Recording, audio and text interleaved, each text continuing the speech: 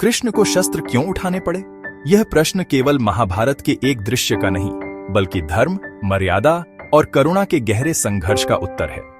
श्री कृष्ण, जिन्हें नीति का ज्ञाता, अहिंसा का उपदेशक और भगवान स्वयं कहा गया, उन्होंने जब शस्त्र उठाया तो वह केवल युद्ध नहीं था, वह था धर्म की रक्षा का चरम बिंदु। पृष्ठभूमि: महाभारत युद्ध के पूर्व श्री कृष्ण ने वचन दिया था, मैं इस युद्ध में शस्त्र नहीं उठाऊंगा, मैं केवल सारथी रहूंगा। परंतु फिर ऐसा क्या हुआ कि उन्हें स्वयं चक्र लेकर युद्ध भूमि में दौड़ना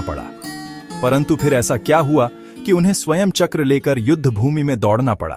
वह क्षण, भीष्म का संकल्प, युद्ध का 7वां दिन। भीष्म पितामह, जो कौरवों की ओर से युद्ध कर रहे थे, उन्होंने प्रतिज्ञा ली, यदि आज के दिन तक मैंने पांडवों को नहीं मारा तो मेरी प्रतिज्ञा असफल होगी। उन्होंने अर्जुन पर भीषण आक्रमण कर दिया। उनके बाण इतने तीव्र थे कि अर्जुन की रक्षा करना कठिन हो गया।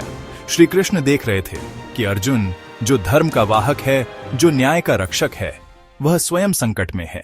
कृष्ण का शस्त्र उठाना, जब भीष्म का बाण अर्जुन की रक्षा को तोड़ने लगे, श्री कृष्ण के भीतर का करुणा भाव, सखा भाव और धर्म की पुकार जाग उठी। वे रथ से कूद पड़े। गुस्से में उनकी आंखें लाल थीं और उन्होंने उठाया रथ का पहिया। भीष्म, यदि मेरे प्रिय अर्जुन की रक्षा के लिए मुझे अपना वचन तोड़ना पड़े तो मैं तोड़ दूंगा।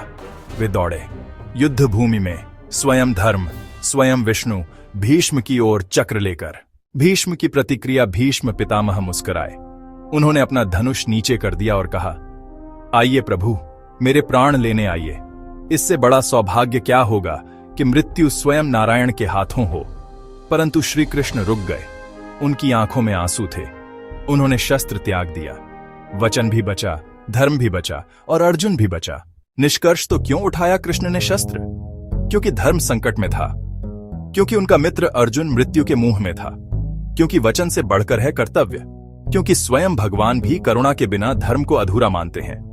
आध्यात्मिक संदेश: जब धर्म और वचन में टकराव हो तो वचन तोड़ा जा सकता है, पर धर्म नहीं।